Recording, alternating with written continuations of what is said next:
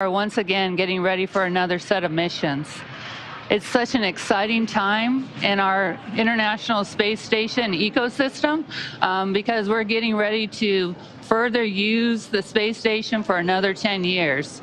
And so what that means for these particular missions is that the 4 crew going up are going to be doing even more science, buying down our exploration risks and pushing the bounds of technology and continuing to establish our key international partner relationships.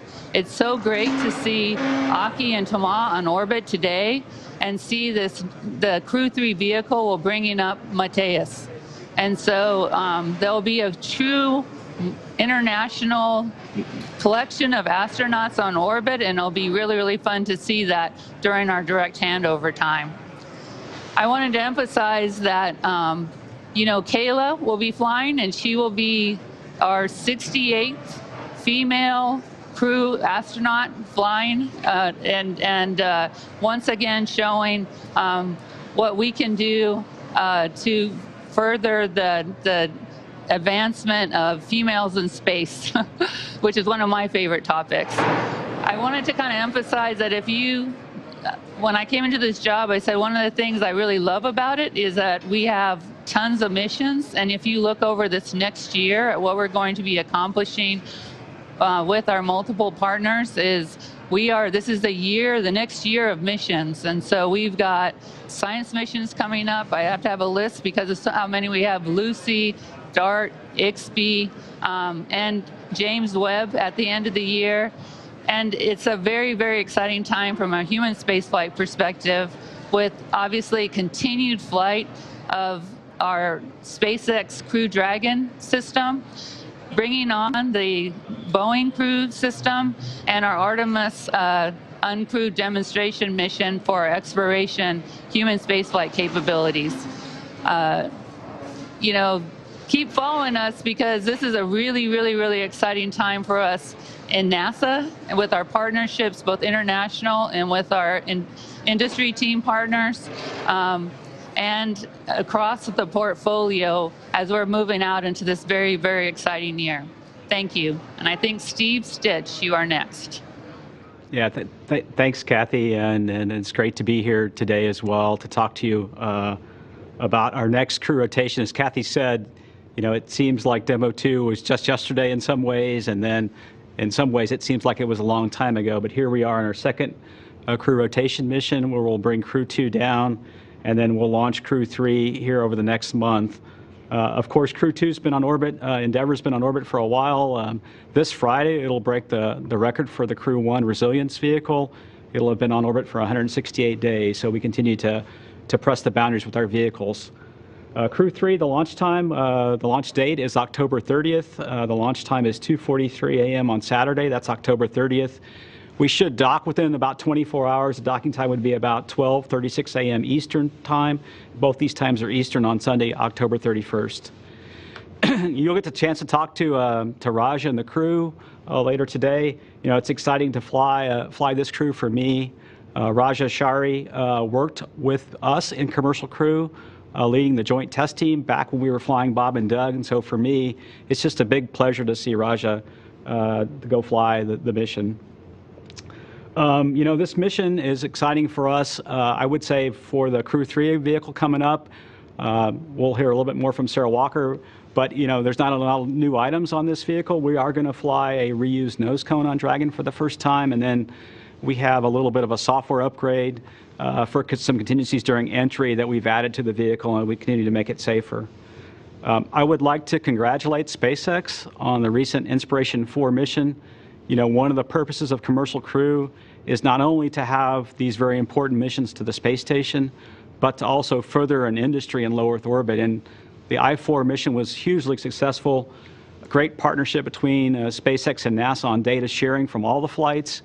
I would say a few things about that flight. We have the pleasure of collecting data after the flight at that high altitude that they flew, about 575 kilometers, which is about where Hubble Space Telescope is.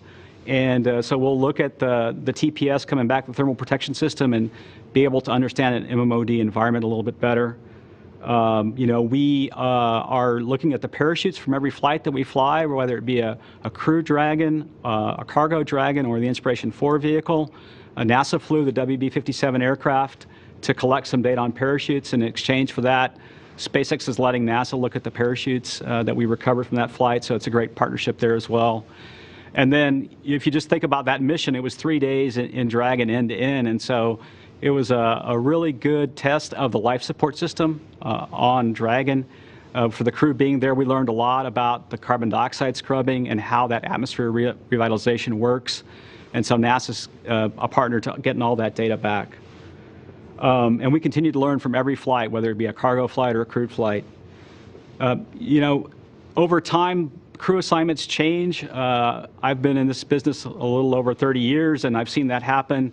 Recently we announced a crew change on for Crew-3 for SpaceX. We're going to fly Nicole Mann as the commander of that flight and Josh Quesada as the pilot. They were formerly on the Boeing missions.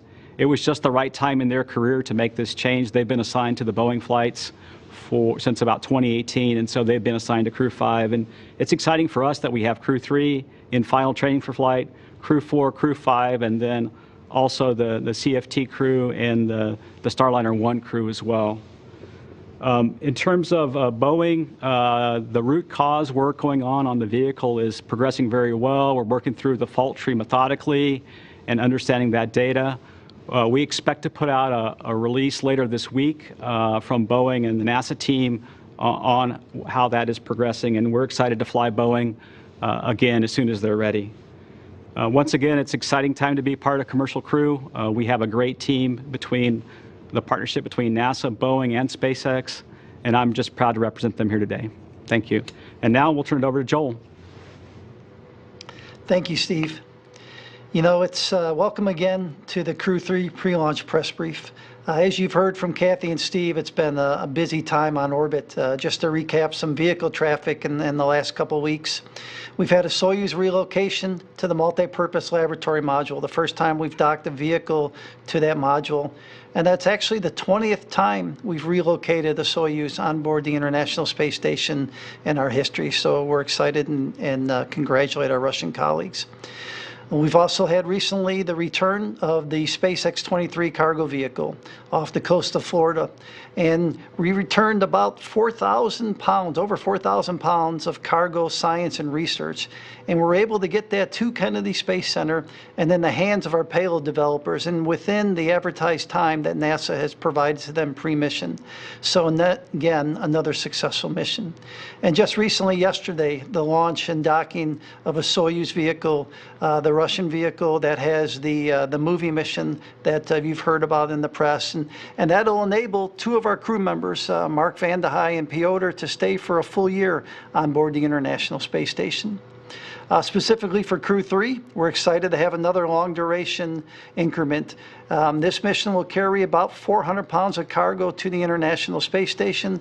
They'll stay about 180 days. In addition to the 3 NASA astronauts, we're excited to have another European Space Agency astronaut launch on the U.S. vehicle and stay on orbit for the duration of the increment. I want to thank the Commercial Crew Program. I want to thank SpaceX. I want to thank all our domestic partners, our international partners, as we work to optimize onboard the International Space Station, the science and research, the low Earth orbit commercialization, and the exploration development. And we do this for people across the globe. So thank you again. And with that, let me hand over to Sarah.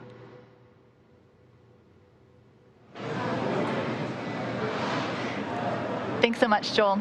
It's an honor to be here with my NASA and ESA colleagues, and it's hard to believe that we're just a few weeks away from yet another NASA Commercial Crew mission to the National Space Station. So as was already mentioned, in about 3 weeks, we'll be launching the Crew-3 mission. It's our 5th human spaceflight mission overall, and our 4th to the International Space Station for NASA. As always, I want to thank NASA and ESA for their trust in us to fly their astronauts. It's been an honor to work with Raja, Tom, Kayla, and Matthias this flight. And in fact, the astronauts will be with us in Florida this weekend for the crew equipment interface test.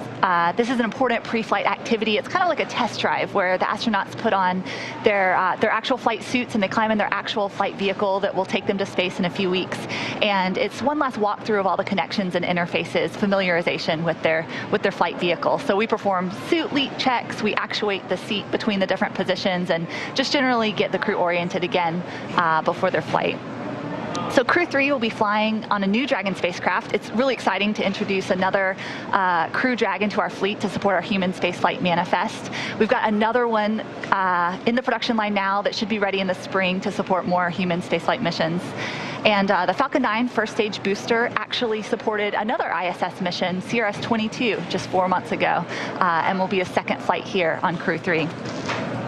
So as mentioned, we're targeting no earlier than October 30th for the launch, and we're just stepping into, over the next few weeks, the last of our hardware closeouts and pre-flight testing and analysis, and we conduct a series of joint pre-flight readiness reviews for Crew-3 and then pre-undock readiness reviews for Crew-2 with our NASA colleagues.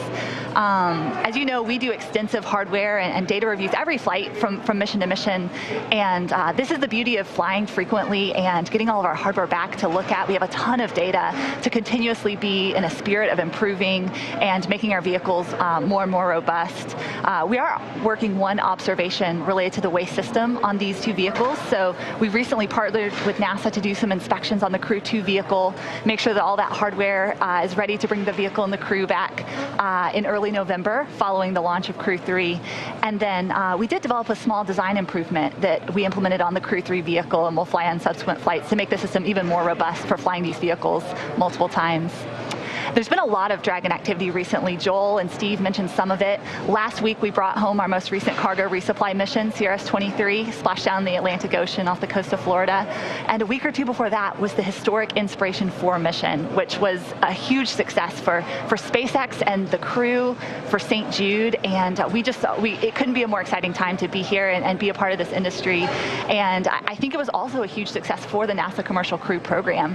You know, NASA Commercial Crew has opened the doors to missions like this being possible, and we're just very excited to be here and partnered with NASA and everything that we've done together. Also, when we launched that mission Inspiration-4, we actually had 3 Dragons in space simultaneously, so another first for SpaceX. So Inspiration-4 was orbiting the Earth for several days, flying free around the Earth, and we had a cargo Dragon and a Crew Dragon docked to the ISS at the same time. So lots of busyness going on. Bringing home the Inspiration-4 and the CRS-23 mission in the last few weeks marked our 4th and 5th recovery, splashdown and recovery operations of 2021. The 6th will obviously be shortly after Crew-3 launch, when there will be a short handover between the Crew-2 and the Crew-3 crew up on board the space station, and then we'll bring the Crew-2 home back to Earth a few days later in early November. So again, thank you so much to NASA and ESA for your trust in us. We're looking forward to a great mission. All right, thank you, Sarah. And with that, we'll go to Frank DeVinna.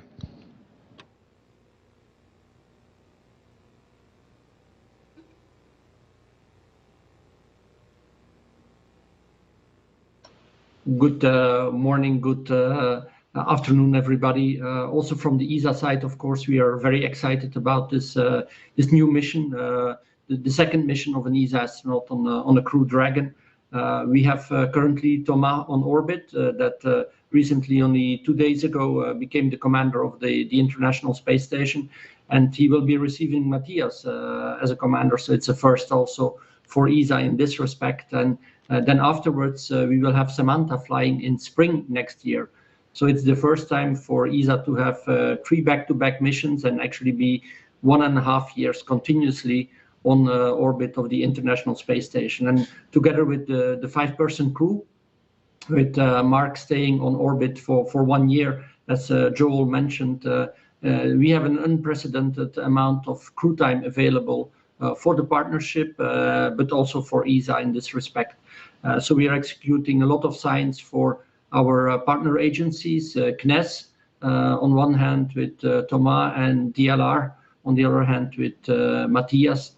Of course, they will continue to do each other's experiments as well. It's not just national experiments. We also continue to do all the ESA science, national payloads. And as Joel mentioned, also we start doing more and more commercial science and commercial operations on board of the ISS, which again shows a big success of the partnerships and will move us forward to the LEO economy that we all together, I think, want to build in the future. So exciting times. We also had recently the launch of the MLM, the Nauka module on the Russian side that brought the European robotic arm to the ISS. We have been long waiting for that. And now we are very happy that the arm is there, that we will go through the commissioning, and that during the second part of the mission of Matthias, as from January to April, we will do the first missions of the European robotic arm on board of the ISS, and that also Matthias will be heavily involved during this checkout and during these missions, and will also perform a Russian EVA to support these missions. And Russian EVA that on ESA side we have not done since a long time, since Thomas Reiter actually in the beginning of the 1990s. So we continue to work with all partners of the International Space Station. This is what is exciting for ESA, that we can continue to work with everybody. And we would like to thank then the entire partnership for supporting also the ESA objectives and these great missions.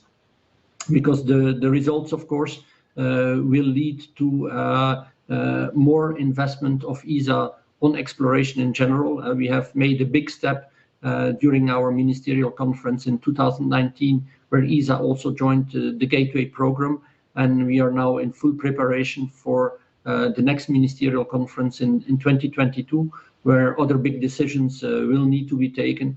And these missions, of course, the success of these missions help to convince our member states that this is good investment, that this is investment in science, in technology, and that bring benefits back to Earth. So thanks again to all the partnership and to all the people around the table, and of course also to our commercial entities, in particular here to SpaceX for bringing Matthias to orbit. Thank you, Frank, and thank you to all of our briefers for those initial remarks. We'll now open it up for questions.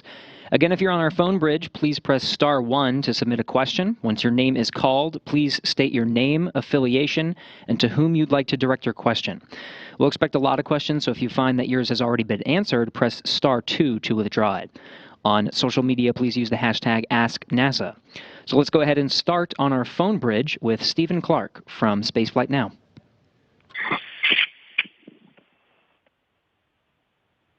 Thank you. Stephen Clark from Spaceflight Now. First of all, for Steve Stitch, I'm curious if you could go into a little more detail about what you learned from Inspiration 4. You talked about the MMOD environment, life support system performance.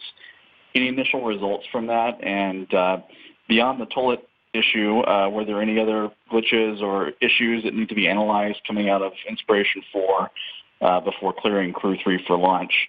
And for Sarah, if I could talk to you about the Crew Dragon manifest. Do you have any additional Crew Dragons beyond the 2 new vehicles for Crew-3 and the one next year in production, or do you think 4 vehicles is sufficient for your manifest?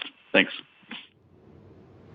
Yeah, I'll start with the first set of questions. In terms of the learning from Inspiration 4, what we have done so far is worked hand in hand with SpaceX to go look at the thermal protection system, and then if there's any micromode MMOD object impacts anywhere, what we do is we go take a sample of that, and what we're really trying to do is we have an environmental model of the MMOD, and so we're just trying to corroborate what we're seeing on the vehicle with that model. And so we don't have any results yet. You know, what I would say what they found so far has been very typical of that environment. The environment is a little higher in terms of debris. There's more debris at that altitude, and so what they've seen so far, you know, none of it was detrimental to the mission, but it's just collecting that data and learning, are our models sufficient for that environment? In terms of life support, you know, the things I think we learned was the ability of the CO2 scrubbing system, the carbon dioxide scrubbing system, to do a really good job. We were swapping out lithium hydroxide canisters a little early on our crew flights. I think we learned that we have a little more capability and robustness in the system than we expected.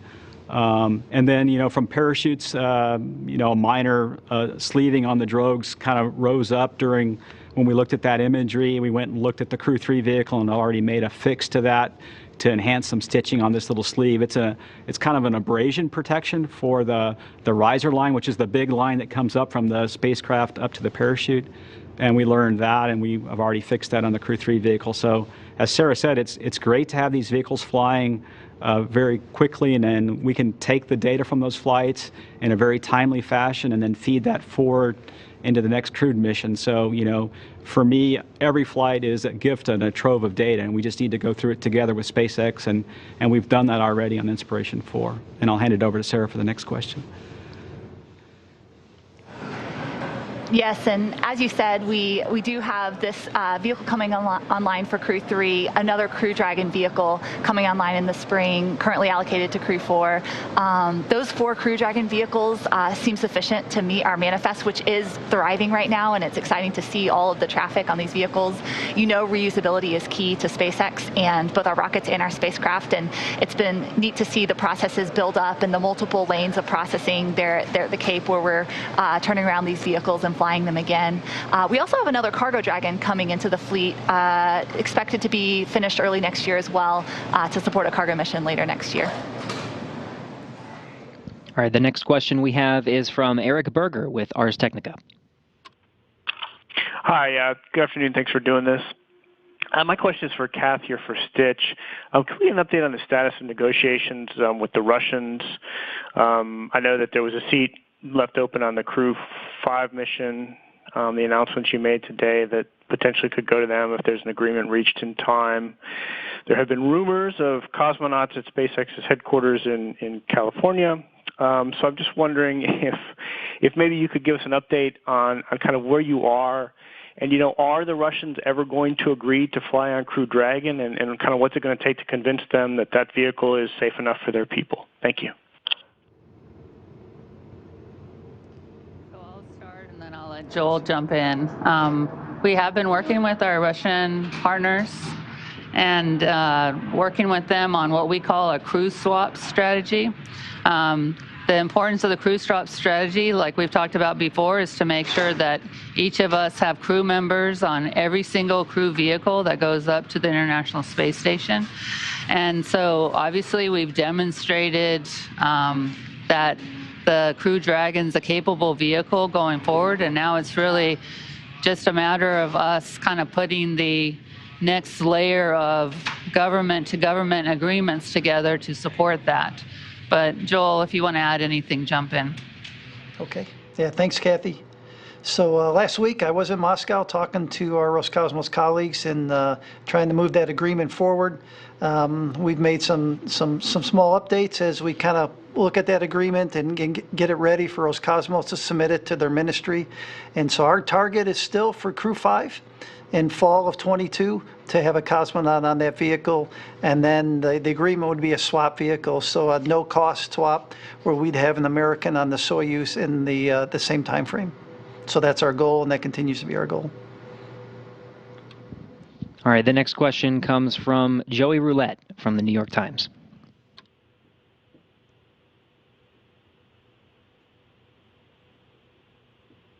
Happen after SpaceX's last post-certification mission under CCTCAP? Are NASA and SpaceX discussing an extension to that contract, or a new phase of the program right now? Thanks. And Joey, your question was partially cut off. Can you repeat it? Oh yeah, sorry about that. Questions for Kathy or Steve. What will happen after SpaceX's last PCM mission under the CCTCAP? And I was wondering if NASA or SpaceX are discussing an extension to the CCTCAP or a new phase of the program. Thanks. Yeah, I can take that one. Go ahead, Steve. Yeah, so we're in the early stages of looking at what we do for those follow-on missions after the PCM6 timeframe in terms of the contract, and we're off working that today. I can't talk too much about it, but we are looking ahead to what do we do after PCM6 for SpaceX, and someday down the road we'll be doing the same thing for Boeing, I'm sure. So. All right, the next question comes from Jeff Faust with Space News. I wanted to follow up on Eric's question about the Soyuz crew swap agreement. If you're not going to have an agreement in place until Crew-5, just a question either for Kathy or Steve, what are the plans for filling out the roster for Crew-4 and then also acquiring a Soyuz seat in the spring of next year? Yeah, I can take the Crew-4 part. We do have a backup crew member for Crew-4, and we'll work with Joel, and at the right time we'll name that crew member for Crew-4, and then I'll let Kathy address the rest of the question. I can probably take the Soyuz. This is Joel. The Soyuz will have 3 cosmonauts, so we will not have a NASA astronaut on that Soyuz mission. We will schedule the handover between Crew-3 and Crew-4 such that we maintain the U.S. presence on board. So it's something that we're looking at and scheduling our launch dates appropriately. All right, the next question comes from Kristen Fisher for CNN. Hello, everyone. Kristen Fisher with CNN. Thank you so much for doing this. I want to ask a question about the crew reassignment and how the public should view the timing of this crew reassignment. Steve, I know you said that it was the right time in their career, but is there also a lack of confidence in Boeing to fix the problem with Starliner in a timely fashion so that these astronauts can indeed finally get this spaceflight experience? Yeah, I'll take that. It just, to us, it seemed like the right time. We've been working with the astronaut office hand in hand, and as I said, Nicole and Josh have been with Starliner for a long time, and then when you look down the road, we really expect our astronauts to fly on these commercial missions, and then someday each one of those will perhaps get assigned to an Artemis mission down the road. So we really wanted to get Nicole and Josh some experience and get them into space as soon as we can. We have not lost confidence in the Boeing team. The team is doing an incredible job of working through the root cause on the valve issue where we ended up delaying the flight, the OFT-2 flight. We work hand in hand with Boeing. I have every bit of confidence that they're going to figure out what the problem is, and they'll rectify it, and we'll get back to flight really soon. So it really wasn't related to that. It was just really time for them to get assigned to a different flight and get experience so that someday, they can fly other flights potentially beyond low Earth orbit. Next question is coming from Bill Harwood for CBS News. Yeah, hi, Bill Harwood, CBS. For Steve or Kathy, where does Axiom 1 fit into the early 22 schedule right now? Are there any issues as you guys, work with Axiom to plan that flight? And for Sarah, what was the problem with the waste removal system? And did you find a similar issue on the Crew-2 vehicle? I mean, I assume you had the crew checked. Can you give us an update on that, please? Thanks.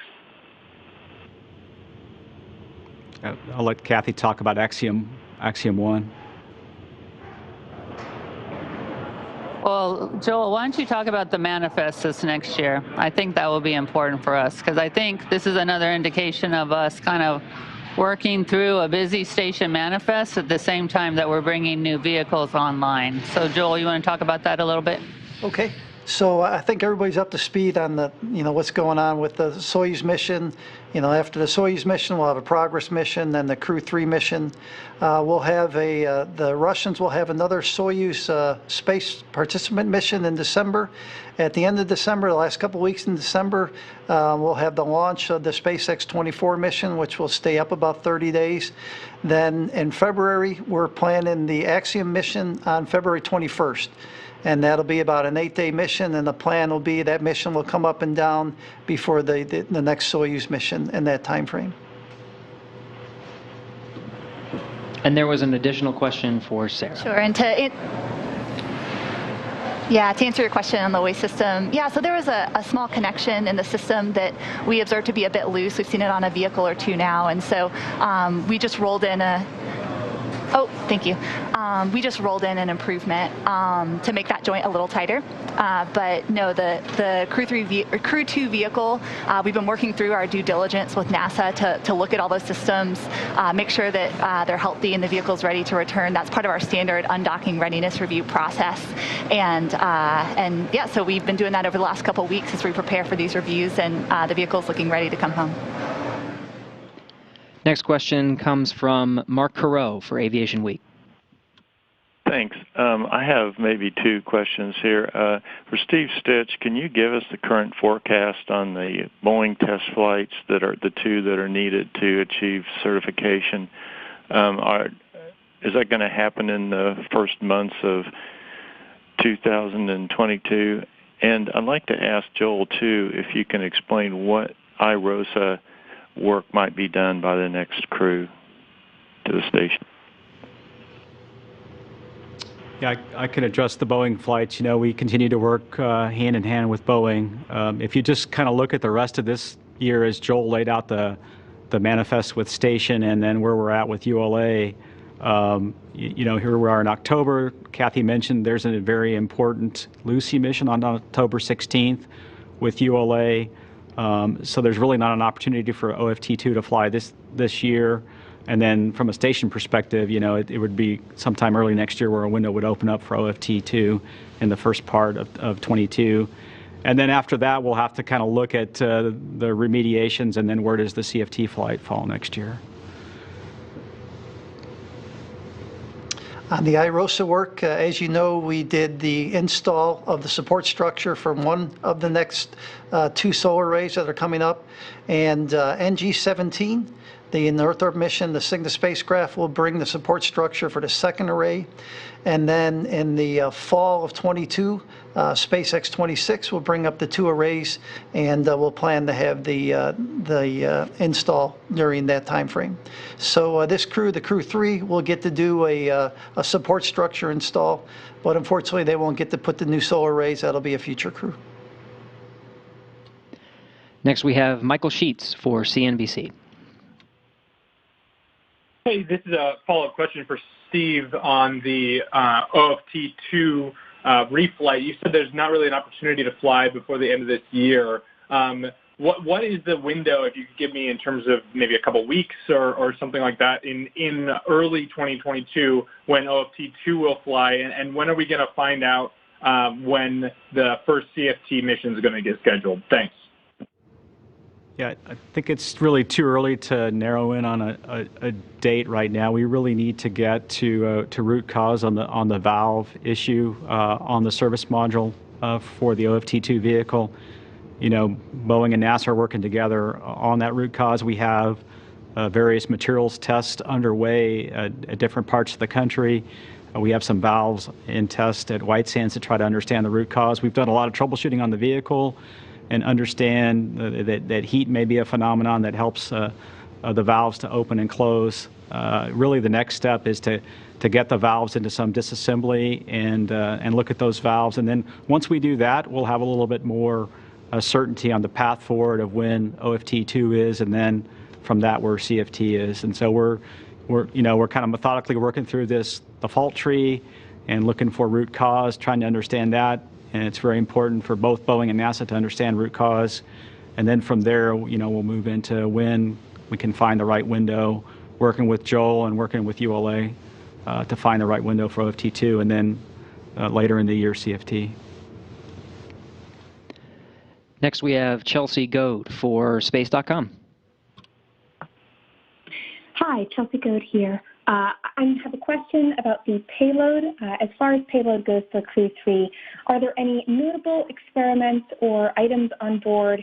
And I do have to ask if there is anything on board for the upcoming Halloween holiday. So this is Joel. We try and take care of the crew members for all the holidays. So every vehicle that comes up around a holiday, we try and have some surprises or in some cases some pre-planned gifts for the crew members, and we'll do the same for upcoming Halloween. I didn't understand or couldn't hear the first part of your question about payloads.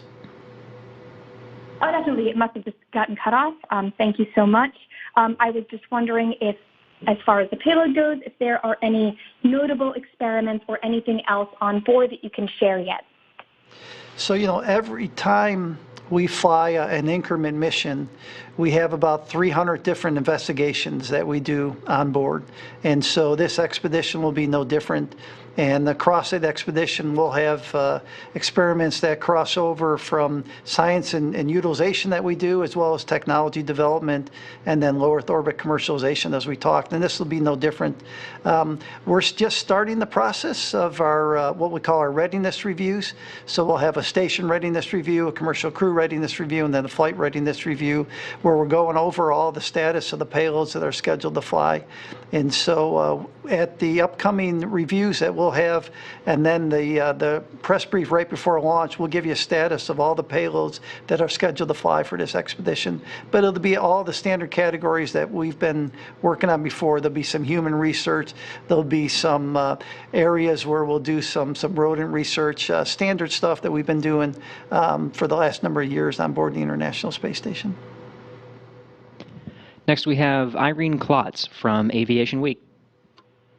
Thank you. My question's for Kathy. Regarding the subsea initiative that NASA rolled out a while back, what sort of reviews and insights is NASA having into these new operational suborbital passenger systems that are rolling out? And if you can just give us an update on NASA's interest and involvement and possible use of the system. Thanks. Yeah, I'll get started, and then this is another question where I'll have Steve add some, because we're actually doing this activity under the commercial crew program to give our commercial crew program folks the chance to maybe work with a different group of folks that are flying crews in a little bit different environment. We actually are developing our concepts for how we're going to be working with the companies that are developing their emerging capabilities, and then also working with the FAA to make sure that we're synergizing the data that the government gets across both the FAA and NASA to make sure that we kind of minimize the overhead to the companies. We're going to be looking at kind of taking a new approach and maybe looking at a way to be able to assess the vehicles based more on their flight experience and adapting a new kind of a safety assessment process for those particular vehicles, since we understand that they're in a very different place from a design and development standpoint. Steve, you want to talk about what your team's been doing? Yeah, Kathy, I'm happy to do that. As Kathy said, we have a little different approach for subsea. For the flights that we're flying with Boeing and SpaceX, we laid out the requirement set. We needed 4 crew. We needed a certain amount of cargo. We wanted the powered freezers to go up and down.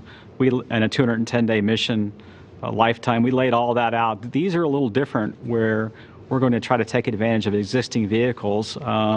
Including we're looking at the Blue Origin vehicle and the Virgin Galactic vehicles, and our team has been entering into relationships and getting data on those vehicles and looking at the systems and looking at how they're flying. And it'll take about a year or so to get through that and look at the data, and then we'll start to decide what's the next phase really for subsea and what's the future plan to go perhaps someday use those flights for NASA purposes. So it's in the infancy. It is under commercial crew, and we are spending time sort of laying out this different strategy of looking at the number of flights that they fly, how those flights perform, and then a little different model for making them available for our NASA personnel someday. Next question comes from Joey Roulette with the New York Times. Hey, thanks for taking my question again. I just was wondering if all of Boeing's PCM missions will fly on Atlas V rockets. And thank you.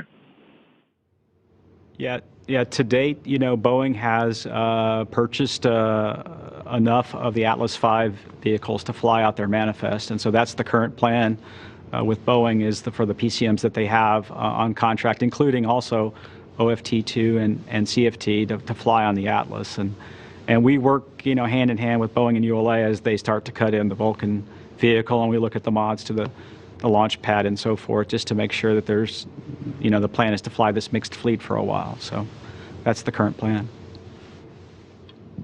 Next question is from Marcia Dunn with Associated Press. Oh, yes. Hi. This is either for Kathy or Joel, or both. I was hoping for a status update on the cracks and the holes on the Russian side of the space station. Recently, Russian space officials and even the first commander of the space station have called it a serious problem that really needs to get to the bottom of. So what's the status, and what's being done about this to try to figure out what's happening and how to stop it? Thanks. Okay, so we've been working with our Russian colleagues. The status, most of the time, the hatch to that area is closed. As you know, we previously reported that we found a couple areas of interest that we've gone ahead and taken care of. In that area, there's still a small leak in the order of maybe a pound a day, a little over a pound a day when that hatch is open that we see. And it's something that we're working with our Russian colleagues to continue to look for the additional leak source. The leak is only in that module, so there were some reports in the press that there were other leaks on board or other cracks. We're not tracking anything else. We are still tracking a small leak in the back end of that service module. As far as future things, the next thing we're working is to better understand and characterize really what's happening to that part of the module and what's causing that. So our next step is to install some strain gauges. We flew some strain gauges early this summer. We're working with our Russian colleagues on where to install those to try and get some more data. But at this time, that port is capable of accepting vehicles. In fact, we have a progress scheduled to dock to that port later this month. And so from an operational standpoint, it's not affecting us, but the fact that we do have the additional leak source is something that the teams are continuing to study and work with our Russian colleagues. Next question is from Marcia Smith with Space Policy Online. Hi, thanks so much for taking my call. You had announced that Jeanette Epps was also going to be a member of the Starliner 1 mission. Could you tell me what her status is? Is she still assigned to that mission? I'll take that question. Yeah, currently she's still assigned to that mission, and we're kind of reevaluating that flight assignment. Since Starliner 1's a little further out than CFT, we're in the process of looking at that assignment and seeing if that would change over time. So that's still in work. We try to announce the assignments publicly as soon as they're made, and some of them are still under evaluation, but currently she's still assigned to Starliner 1. We have a couple of questions on social media. If you're on our phone bridge, just remember to press *1 to get into our queue to ask a question. We'll take a couple of social questions in the meantime. The first one comes from Matt on Twitter, who's asking, has the crew picked a name for the Dragon capsule? If so, what did they name it? And we'll go to Steve Stitch for that. Yeah, each crew does name their capsule, and of course, Bob and Doug took the name Endeavour, and Mike Hopkins and his crew had the name Resilience for that spacecraft, and we'll just have to wait and see what Raj and the crew have come up with. I don't necessarily know at this point, but it'll be exciting when they release the name. And we have another one from Mark on Twitter, who's asking if any spacewalks are planned for Expedition 66. Joel, we'll go to you. Yes, we have it. I talked earlier about the spacewalk for installing the support structure from one of the new solar arrays. We're also, as you probably have heard about, we had a failure in our comm system, and so we have redundant comm systems on board. You've heard about our S-band system, but we had a failure just recently in the last couple weeks in the return link on one of those systems. We have 2 S-band systems. We also have another communication called the KU-band system. So from a redundancy standpoint, we're fully redundant even with this failure, but it's a piece of hardware on board that we have a spare on board, and we'll go ahead and plan to do a spacewalk before the end of the year to go ahead and replace that. Okay, and the last one also comes from Twitter, and it's directed for Sarah, asking, it says, has SpaceX done some Dragon missions with reused heat shields? How does that work? And what's the plan for crewed capsules with respect to heat shield reuse? Yes, thank you for your question. Yeah, we do look at all of our components and what can be reused, what we might make new. So the heat shield, we really think of it as two components. There's the back shell or the laminate, and then there's the thermal protection tiles, the Pica tiles that go on top. So yes, we've looked at reuse for both of those items. I believe our most recent mission, I get in trouble thinking in public. I think that our most recent mission had a reused heat shield laminate. But yeah, both of those hardware items are in the process of going through evaluation for reuse. All right, and that'll wrap up the questions that we have in our queue. So thanks to all who submitted questions, and thanks again to our briefers for taking the time to discuss the upcoming mission. This is a first in our series of briefings this week. Tomorrow we'll offer a chance to speak with the Crew-3 astronauts, Raj Achari, Tom Marshburn, Kayla Barron, and Matthias Maurer. That's at 2 p.m. Eastern tomorrow, October 7th, followed by round-robin interviews with the crew.